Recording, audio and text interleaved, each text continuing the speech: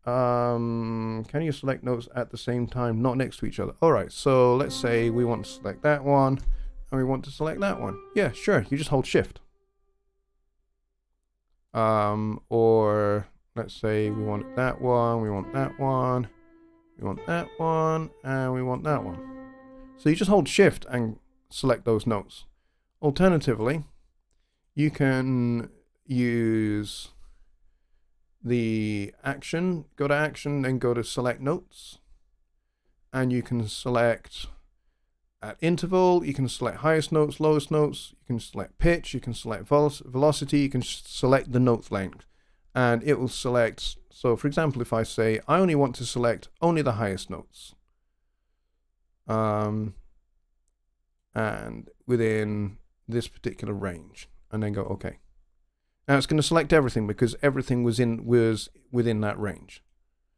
But if I only went and selected just the highest notes, but I turned that off, as you can see, now only the highest notes are selected. So there's a few different options that you've got here for selecting and deselecting. And then you can change lengths, you can stretch, you can split, you can merge. There's a whole range of things you can do here. So you can quantize selected notes, you can freeze the quantize, you can humanize them, you can restore the timing, you can quantize the end of the notes as opposed to the starts. You can quantize only 50%, which is pretty cool. And then you can freeze velocities, you can do all kinds of things. You can thin out notes, you can randomize notes, you can fill with different notes. And that would be according to this scale that you set over here. So there's like a whole bunch of different things you can do there. So Andrew, I hope that answers that question.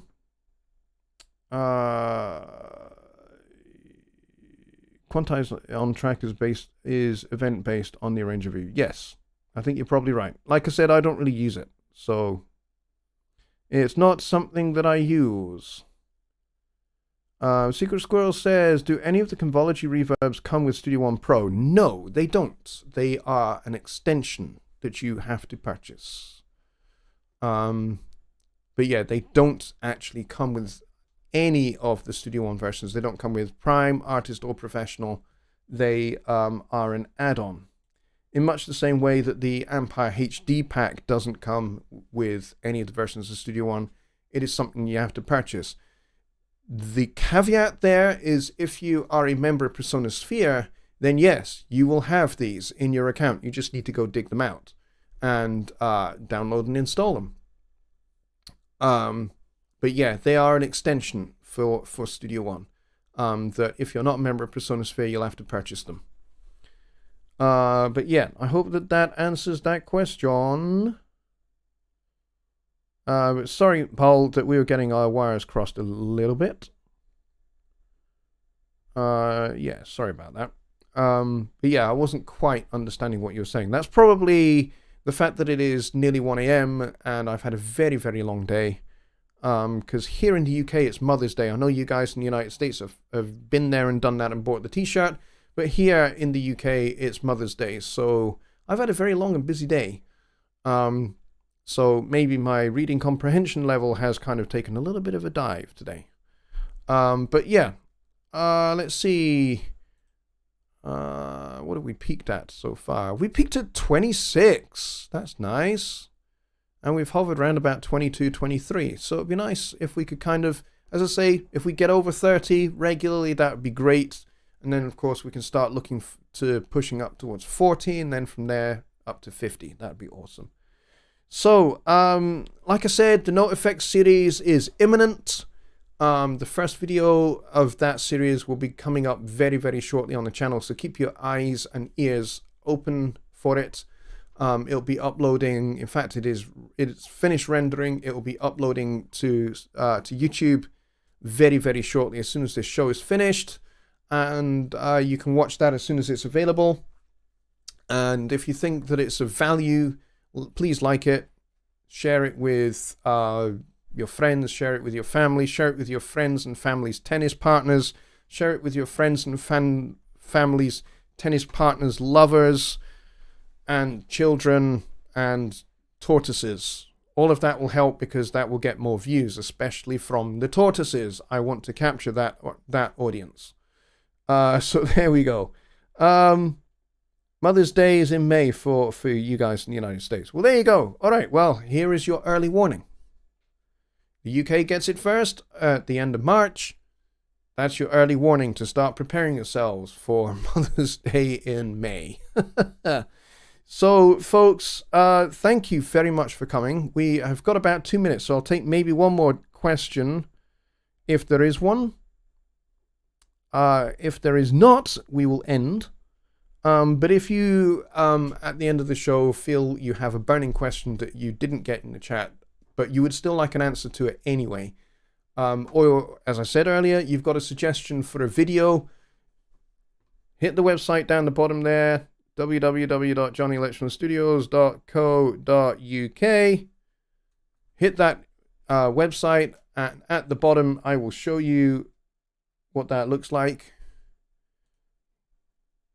So here's the website. Look, there's my pretty face. Welcome to Jonny Lipsham Studios. If you click this button here, you'll get a bunch of free compression videos, and it says here free multitrack files.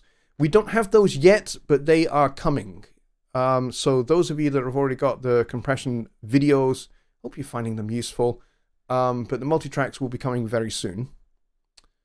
Unless Louis has already uploaded them. I'm not sure about that. But if I go down to the bottom here, here's the contact form. Stick your name in here, put your email address in here, and then just, excuse me, just type in here, hey, I've got this great idea for this video series, or this particular individual video.